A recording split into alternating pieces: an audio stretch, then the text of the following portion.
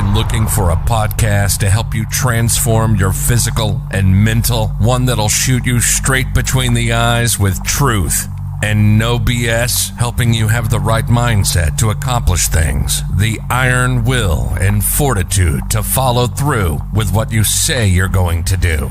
No excuses. Mark owns martial arts schools, and after 30 years, he has some real insight for real talk, real life, real conversations, motivational, fitness, self-defense, weight loss, live from the Great 1-8. This is Real Talk with Mark Cox.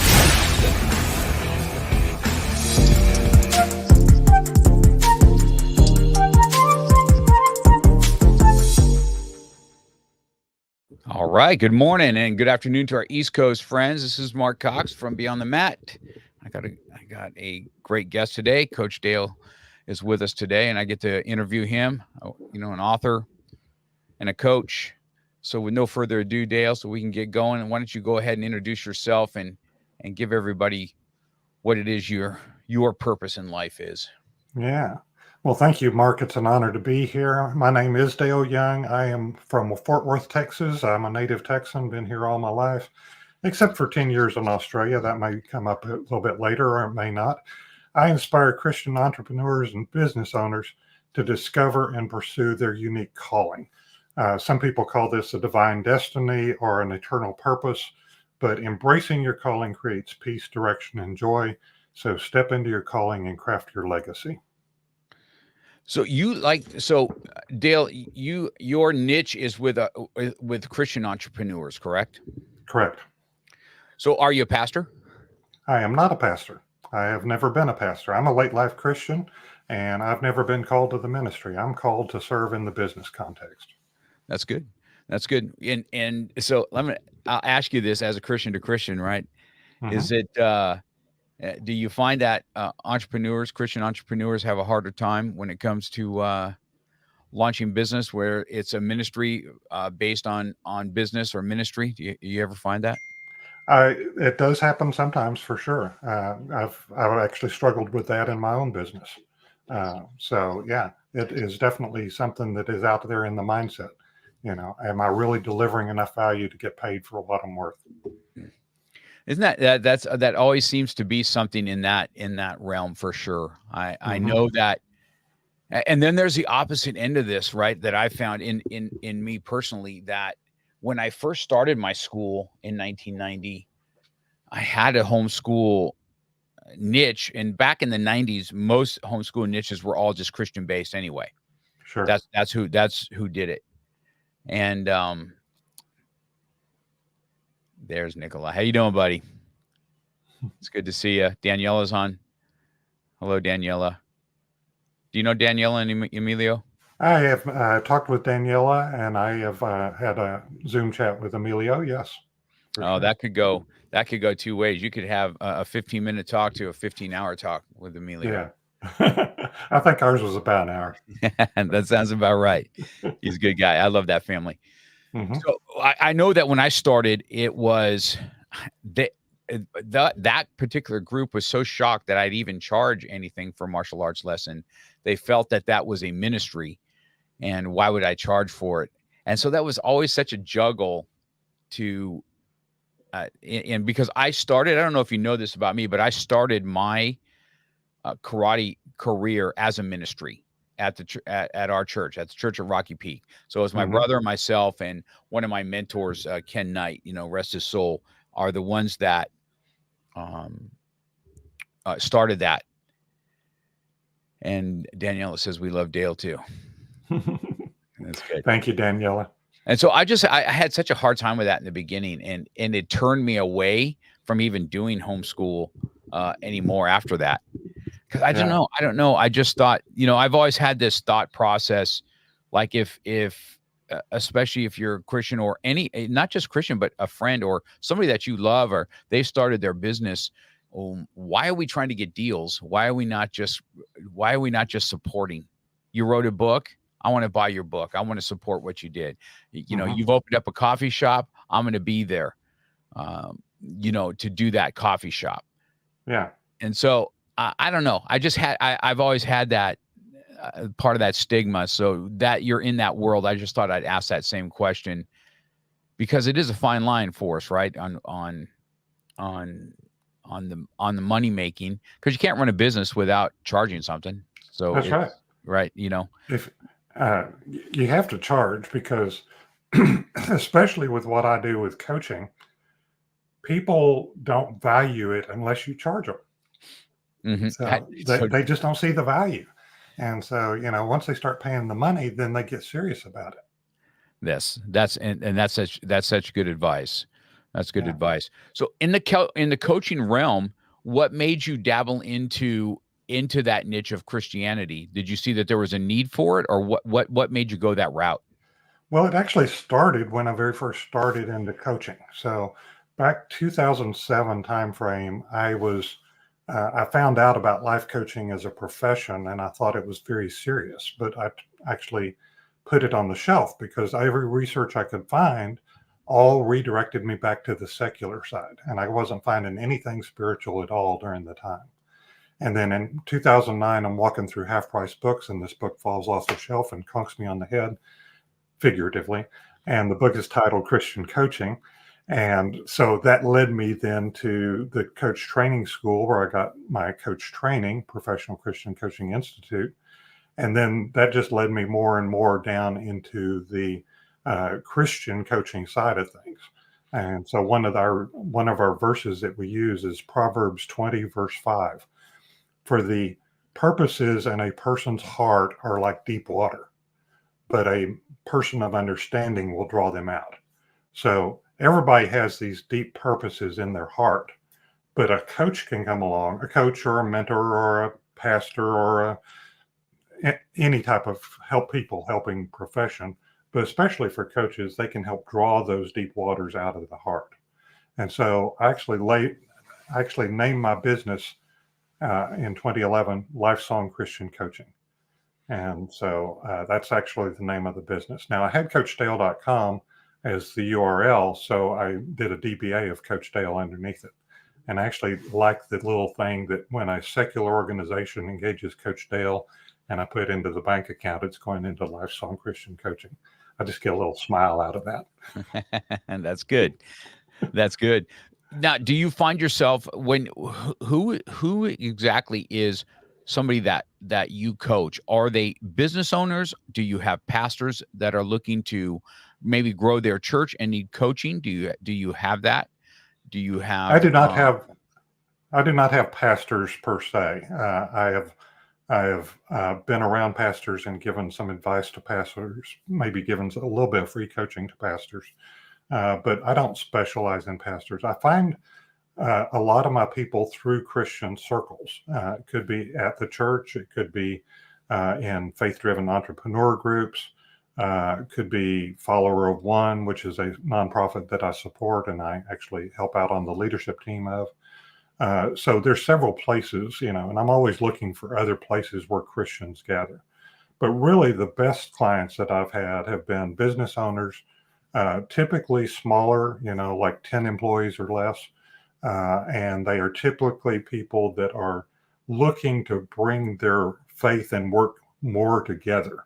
They have this urge to be a pastor type figure, but in their work.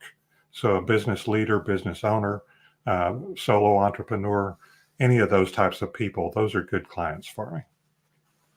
Interesting. So, when you go and promote yourself at these events, tell me some events that you go at. Do you go speak? I have spoke. I spoke at a writers' conference about a couple of weeks ago. It was a Christian writers' conference about getting your book written in 60 days. That was up in St. Louis. I do a lot of Zoom speaking as well. I'm looking for more podcasts and other places just to get the message out there. Because I really do feel like when you are following your calling, you are living your purpose, you're living what God has designed you to do, and you're going to get more peace, more direction, and more joy when you do that. Yeah, I definitely think that I've spoke to this about my own children, that when you live a purpose and you have a purpose-driven life, it's definitely easier to, I guess, live. You know what I mean? Because Mm-hmm. I've told when I first started in martial arts, this is Sam. Looks like somebody that you help right there. Mm-hmm. Sam's one of my favorite people. So when I first started, I was a machinist. I didn't really do school, and I was a machinist. That's what my dad and my grandfather did, and my great grandfather was a mechanic and a race car mechanic, as a matter of fact.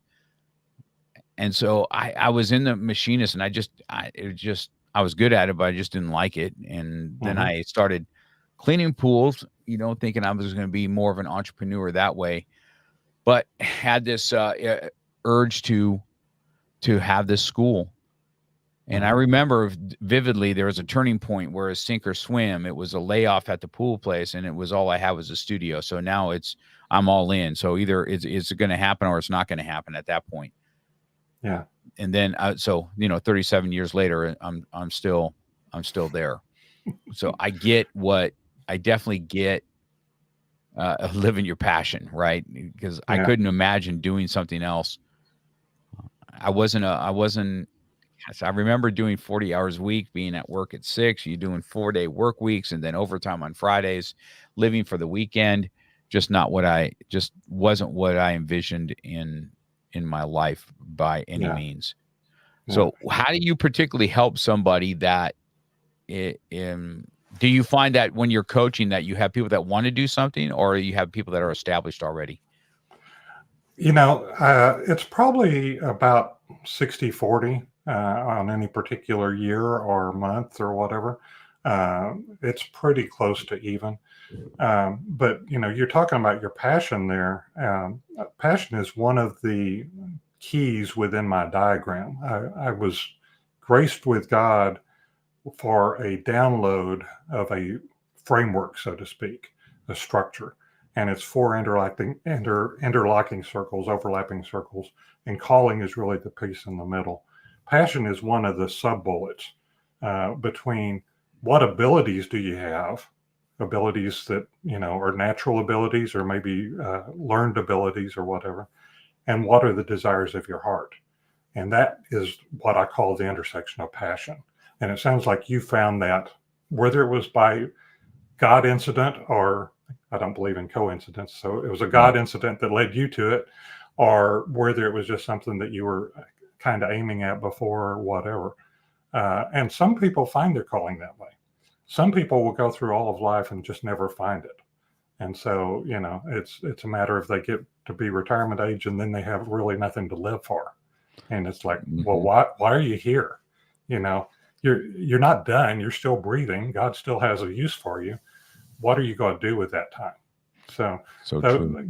A lot of the people that I coach are really older, midlife plus type thing, 45 plus type of age. And they basically are established. They have an idea of what they've been doing, and maybe it's time for a change. Maybe it's time for a redirection. Maybe it's time for, I just need to get more passionate about my hobby, one way or the other. These are all valid avenues for people to pursue. Yeah. So how'd you do were you coaching through the pandemic? I was. I actually did a whole lot more coaching in 2020 than I did in any other year before or since. Interestingly enough. But I was really helping people with their who, or their identity.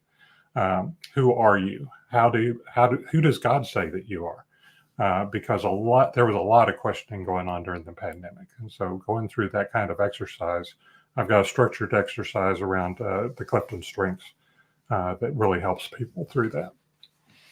Yeah, interesting. I talked to a lot of coaches about that. A lot of coaching business started through the pandemic, and those that were established already, it seems like they had kind of a boost in what they're doing. Let's talk about a little bit about your books that you have. Is this written? I think you told me you had 3 books that you've written. Is that correct? That's right. Well, okay. So I wrote one book and then I was part of two others. Let me be precise about that. Co-author stuff. Yes. Yeah. Yeah. So the first book is The Identity Key. That came out in February 2020, just before the pandemic hit in March. And this is basically talking about all kinds of assessments that are out in the marketplace. I've been kind of an assessment junkie through my life. And so it was one of those things that just kind of seemed natural as a business card to get a book out for that. Of course, I didn't know that the pandemic was happening or whatever. But identity is one of the cornerstones of our pillars of my business. The next book came out in January of 23, Next Level Your Life. And it's a compilation book. There's like 40 people inside this book. Each of us wrote a chapter. What was interesting about that is I wrote that chapter, and it was during 22 that I was writing it. And it was during that period that I said, oh, my next pillar is really my calling. And it's really to coach around calling, because I really find a lot of people don't really understand their calling, don't really follow their calling, don't really pursue their calling. And so I ended the chapter in that book with, I know what my calling is, and my calling is to inspire calling in other people. So that's what it comes down to. And then in November of 22, after I'd turned in the chapter, but before the book was actually launched, I get that diagram download with 4 circles, right? And so I jumped into the next compilation book, which was called The Transformational Journey. This came out in October of 23. And once again, 40 people in it or whatever. And during that chapter, I actually wrote about the calling framework, and I actually got the framework in the book so that people could actually see what I was talking about. There it is. See if that shows yes, up there. I see that. Yeah. Mm-hmm. Yeah. So, so it was interesting. Both of those books that came out in 23 hit Amazon #1 bestseller in multiple international categories. So Next Level was #1 in 31 categories, and Transformational Journey was #1 in 60 categories. So how do you like doing anthologies? So I've done a few of these now myself. So how did you like doing anthologies over your own book? I liked it because it wasn't as much pressure on me. Okay. Mm-hmm. It was a lot easier to get the book out. It was a lot easier to hit #1 in multiple categories because you had so many people behind it and pursuing it and getting it out. So it got a little bit more attention than the first book. But on the other hand, it doesn't really give me enough room to tell my story. And so eventually I'm probably going to be writing a book about calling and about identity and calling, and also community. Community is another big piece of my coaching business. Is how do you build a community? How do you join a community? What kind of communities do you look for? Because we're not lone rangers. We're meant to exist and work together in community. Yes, yes, absolutely. When you talked about in the beginning, you said you were in Australia for a while. What did that look like? How long were you in Australia for? Was it ministry based or was it coaching based? It was actually neither of those. It was actually my previous career, which was information technology, i.e. computers. And I was working for a defense contractor. I went down there in January of '82 and stayed 3 years, came back for 2, and then actually ended up going back for another 7. And so it was a long-term thing, but that was actually the start of what I call my calling journey. Was in 1992. I actually had an experience. They had started taxing one of the benefits, and we were all at lunch and we were all griping about this tax on the benefits and threatening to quit and all that sort of stuff. And, the tax on the benefits was like this much, whereas the benefits were like this much. So, it was like really minor. And out of my mouth, I mean, I was complaining right there with them, but out of my mouth came this phrase, well, this is just a job, not a career. And that's really, when I look back on it, that was the launching point of me going and looking for what is it bigger? What is the bigger thing that I'm looking for? And so going through that process, I started doing that. I wasn't even a follower of Christ at that point. It was not until 1998 that I actually became a follower of Christ. And that was part of the journey as well. But, just getting a bigger and bigger sense of okay, what is it that's out there for me? And eventually, what is it that God has for me? Interesting. So did you come back to the States, then start coaching? Is that how it came about? Did you make a change in your career? I made a change in the career, but it was to other IT work for a while. And then Gotcha. in '98, like I said, I became a follower of Christ. And then in 2004, I went through some experiential based training and volunteered for them from 2005 to 2009 and really enjoyed it. And that's where I got introduced into life coaching, like I said, in 2007. And then the book falling off the shelf and hitting me on the head in 2009. Yeah. That was really what I call the start of my coaching career there. That's really where I started pursuing coaching and learning about it. So in your coaching, when you have it, what do you think that most people in your coaching are looking for? What are they calling? What is your specialty that somebody's calling you that says, this is my specialty, this is where I can take you to what level?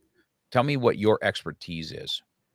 So a lot of it revolves around they don't know exactly who they are or they don't know exactly why they're here. And those can manifest in multiple ways. It can manifest as lack of direction, lack of purpose, lack of trying to follow the world and being tossed to and fro on the waves of the sea, so to speak. I call it direction for a lot of what I'm talking about. I feel like when you don't have that direction, you don't have that rudder, that North Star, whatever it is that you're aiming for, shiny objects get in your way. You can just go wherever the wind's blowing you, that kind of thing. Mhm. So any type of sense of loss or sense of not really feeling like you got a direction to go, and also the feeling internal that says I was made for more, but I just don't know what that more is. So Those how those are the people. you say you're let's see, what was the word you said? Assessment guy. Yeah. So when you talk about that, do you have any kind of assessment tests that are taken that you see where people lie, what their purpose is? Explain to that you're an assessment guy. What does that mean? Well, it means I've taken a whole bunch. I wrote the book on them. I've studied them. I've built other ones. I've talked with other people that have built other assessments. I can see when I take an assessment how you can cheat it if you're trying to fudge it. I can look at a lot of results and then talk with the people and can tell pretty quickly, like within the first 5 or 10 minutes, if they've tried to fudge something. So there are things like that I can do. The assessment that I use the most is the Clifton Strengths because it has the deepest dive into exactly who you are and how you were created. It actually has like 34 talents and knowing, and it gives you a list of which talents came out in which order for you. Well, if you have the same top 7 talents as anybody else in the world, the chances just statistically are 1 in 28 billion.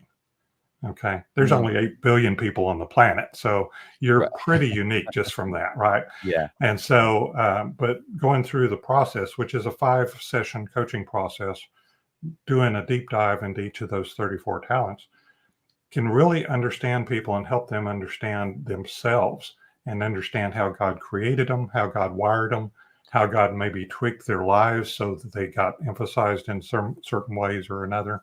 And that really helps them understand who they are. So do you in those circles that you have Mm-hmm. that is your, I guess those would be your principles, is that correct, that you talk about? Mm-hmm. Yeah. Okay.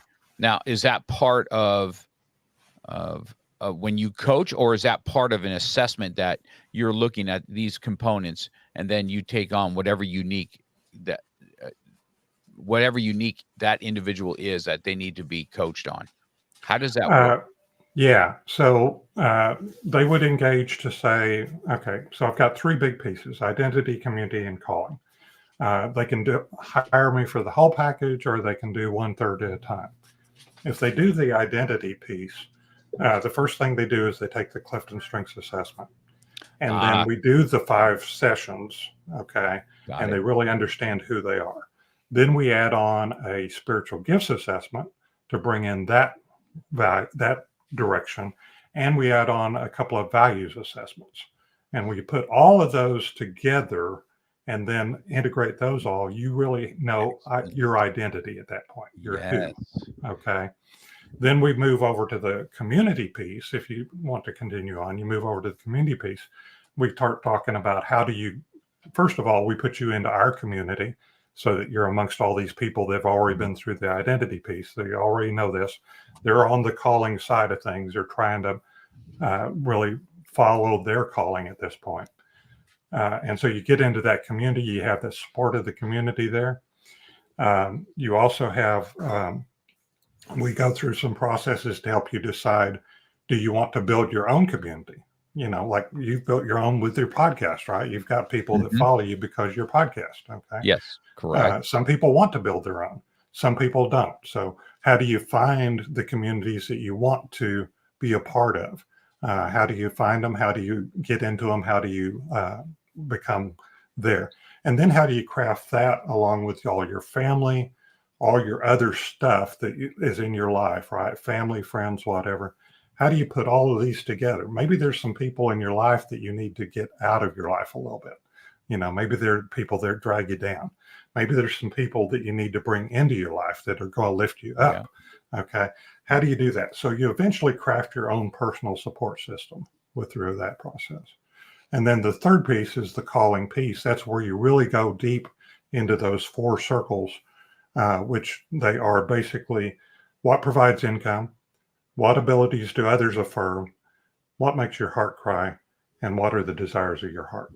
And then you put all of those together and you really understand how those fit, how those go through.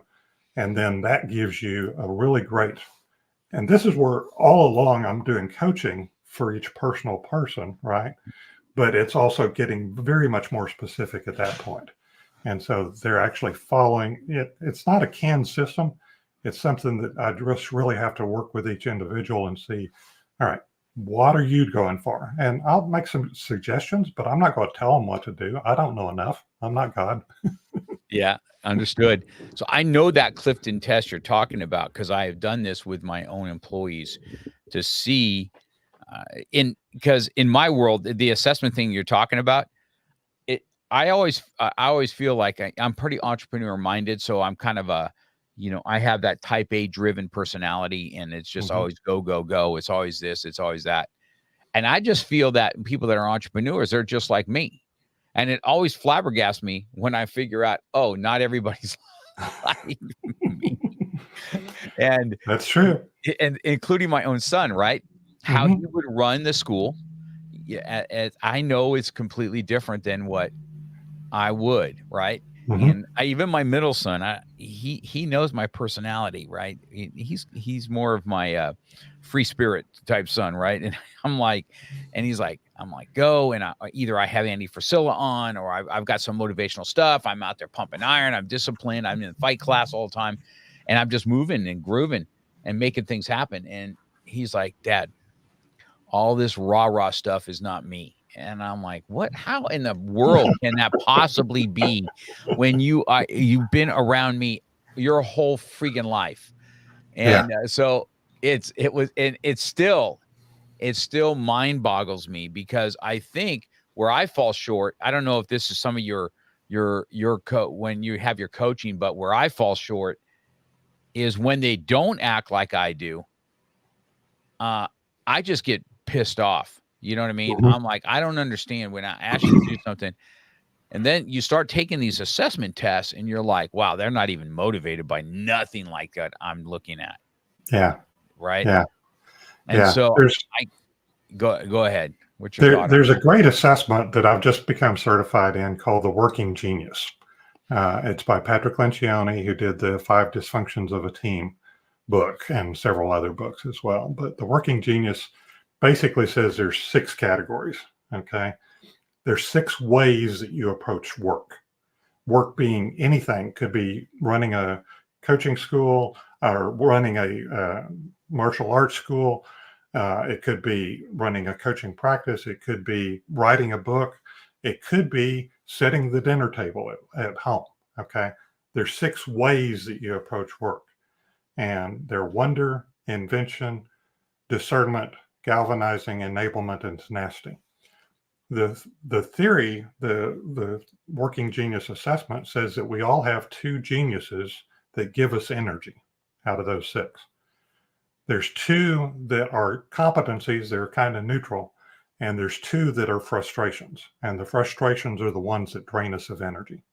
Now, this is not saying anything about how well we do any of those 6. We could do all 6 of them really well. Okay.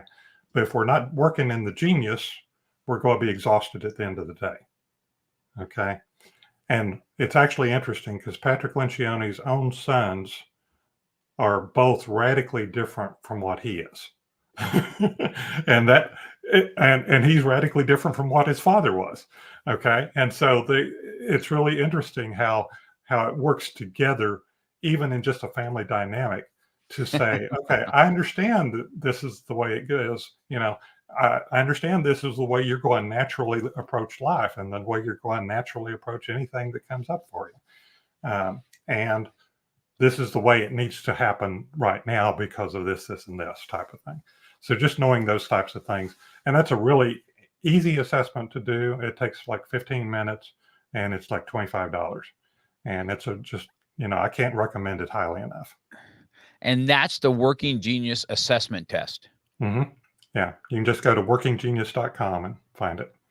Or I'm happy to provide the link and or a debrief if you want it.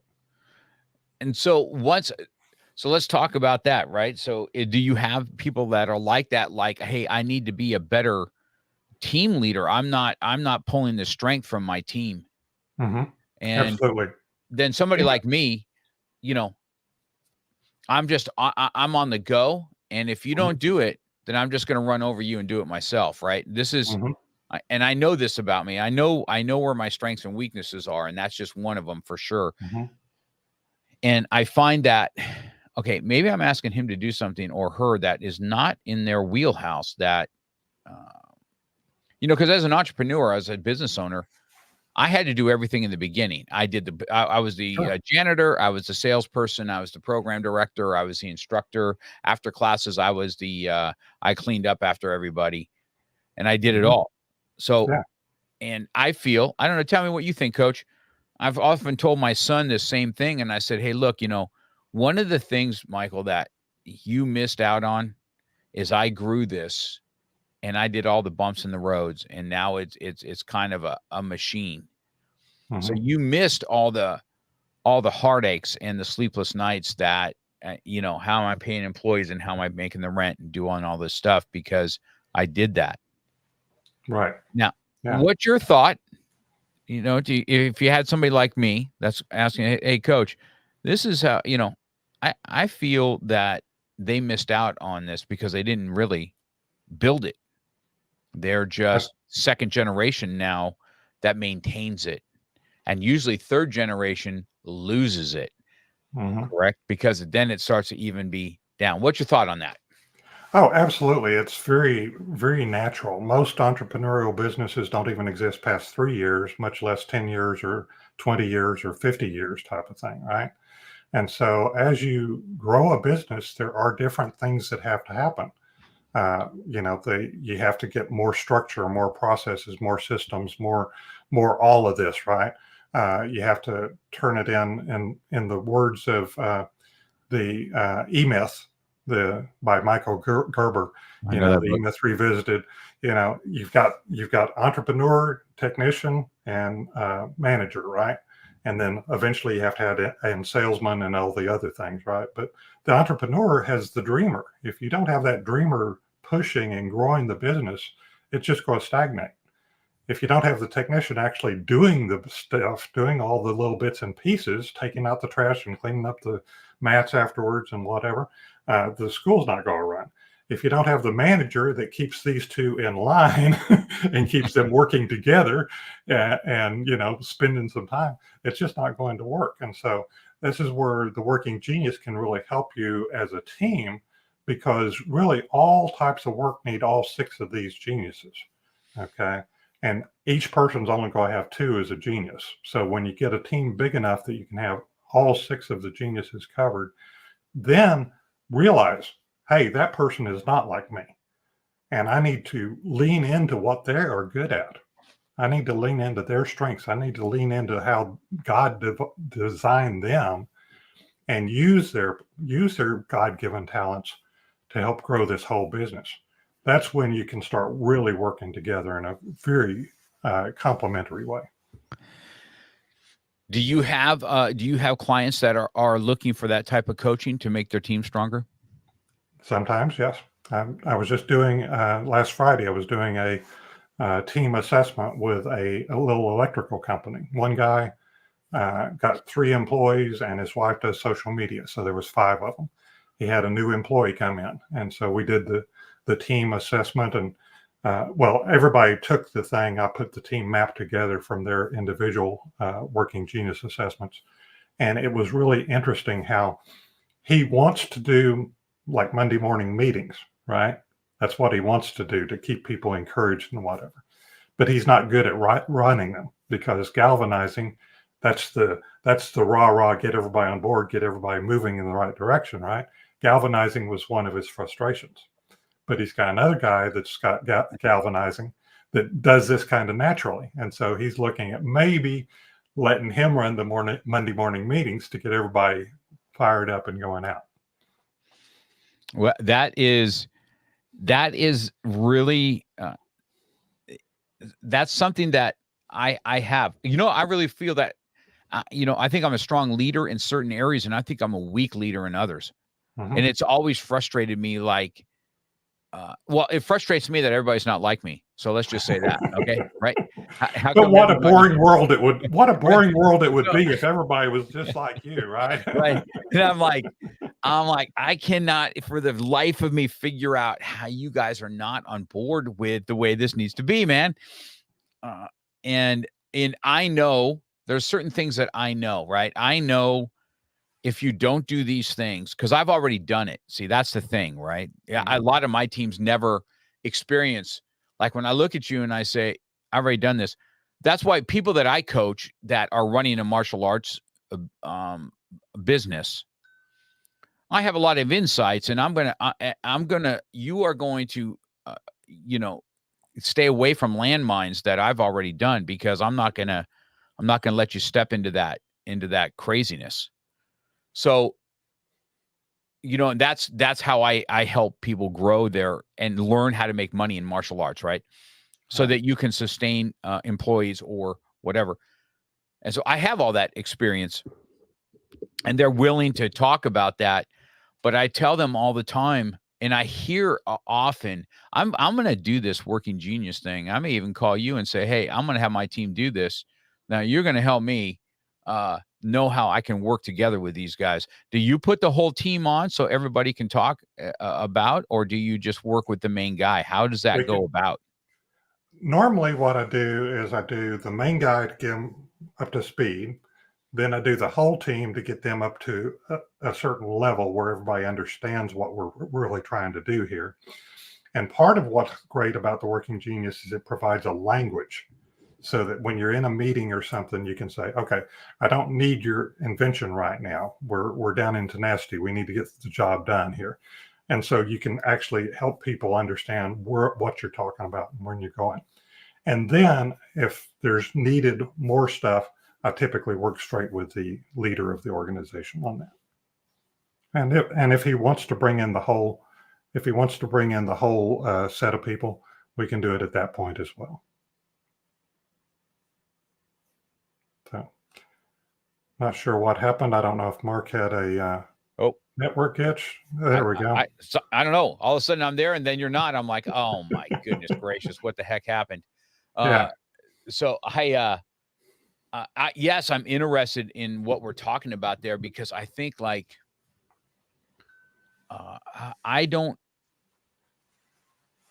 like going in meetings and it's just a bow breeding all the time, right? As a matter of fact, it after the meeting, I'm not feeling good about it. So yeah.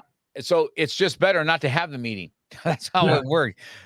Because, and then of course you don't communicate everything, and so then you have lack of communication, and you can just see the kind of the sprinkling of things down and how to try and now, and the other thing, I'm unique in my places because without a lot of these people that are with me, I've had them since they're kids. Mm-hmm. Now they're working for me. So they started like a 3 to 4 year old. Now they're 20, 25, 28, and they're working in the studio. And, they have this, oh, this is Mr. Cox. And, and then, but I'm trying to build this entrepreneur team. And I get that sometimes when you're the owner of the business, your employees may not be as into, as what it should be, like I am, because they're not the owner. Right. But sometimes I feel like you should be working like the owner, but even though they're not. So I think that I have unrealistic expectations sometimes on certain people. And my son that helps me run the school is on a different level. How he'll run the school is way different than what I do.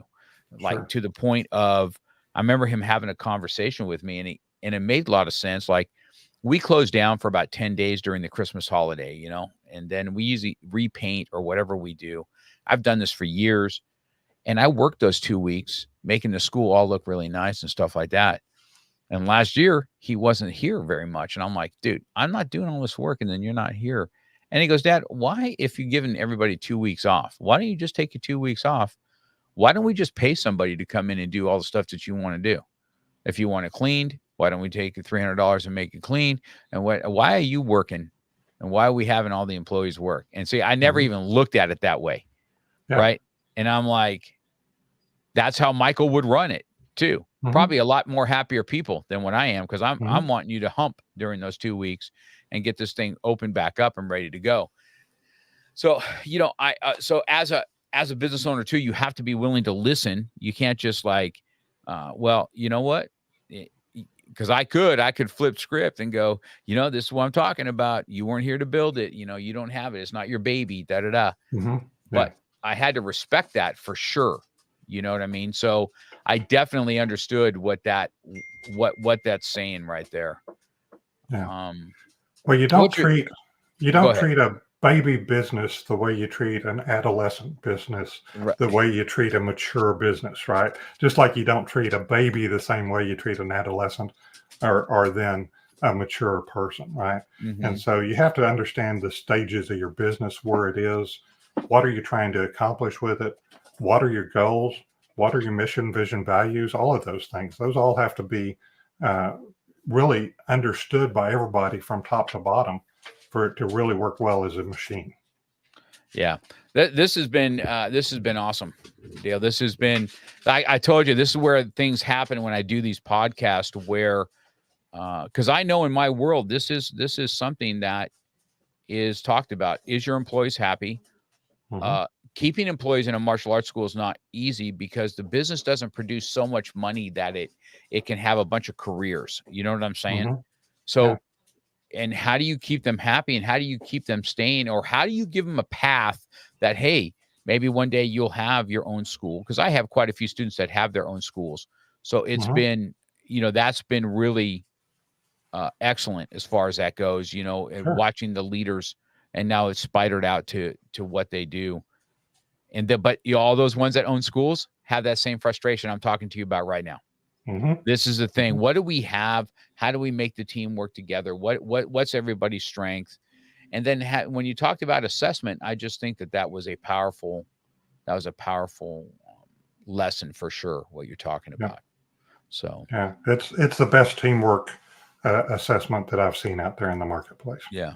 It's really good. So before we kind of dabble up and end on this, Dale, why don't you go ahead and tell people where they can find you, number one, okay, and then how to get a hold of you, and then I will make sure in notes that when I produce this, that we'll make sure that you have all that that conversation. All right, okay. Sounds good. Best way is to find me wherever. I'm on all the social things. So website is coachdale.com. LinkedIn is, you can just look for @CoachDale. Facebook is at Coach Dale Young. You can find me if you look for me.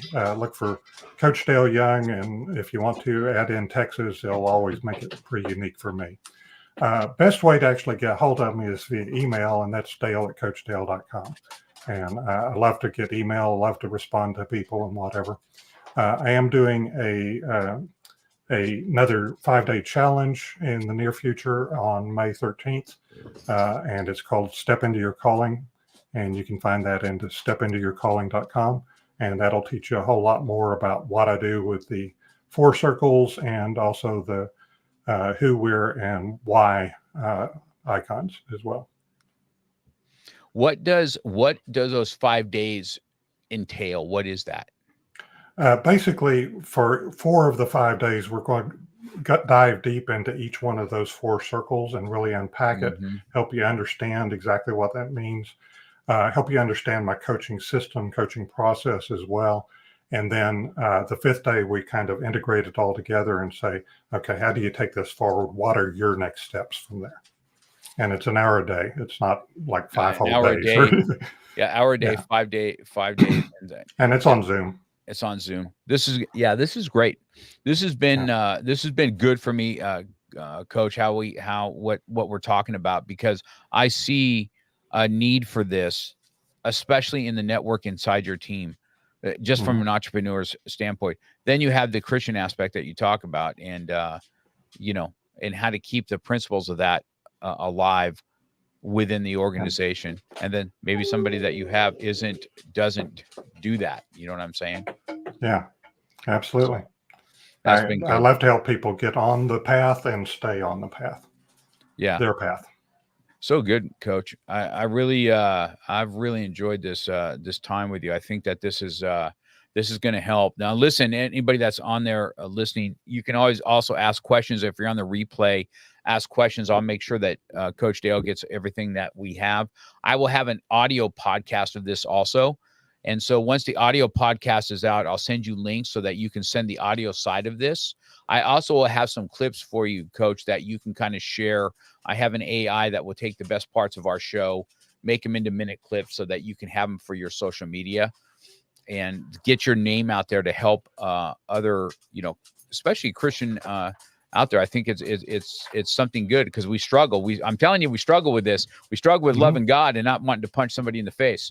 So, so that's, and I know my weaknesses. That's the one thing about me. I do know my weaknesses. Sometimes we don't know how to. That's what the coach comes in and says, hey, listen, if you want to have a better response here, this is how you have to do it. Because it just, that's just one thing that hinders me personally. So, yeah. Any last words for our group today before we end, bro? I always like to end with this question. What's the difference between an inheritance and a legacy? Okay. And there's always lots of right answers, but I like this answer. The difference is one word of 2 characters. An inheritance is what you leave to someone. A legacy is what you leave in someone. So go out and craft your legacy. Man, that's so powerful. That is the way to end a podcast right there, sir. Excellent job, Coach. So glad I got to spend this time with you. I look forward to helping you impact other people's lives through this podcast. You guys have, thank you. Right. Thank you, Mark. Yes, sir. Have an awesome day.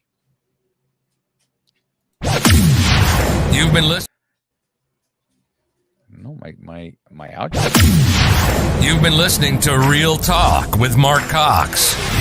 Real life, real topics, real conversation. We're passionate about motivation, fitness, self-defense, weight loss, and coming at it from a real angle. We hope you've gotten some useful and practical information from this show. And we hope you had fun. We know we did. We'll be back soon. But in the meantime, hit us up on Instagram and Facebook at MarkCox100. Make sure to subscribe and review. And tell a friend or two about the show. For more, hit up the website at markcox.com. Till next time.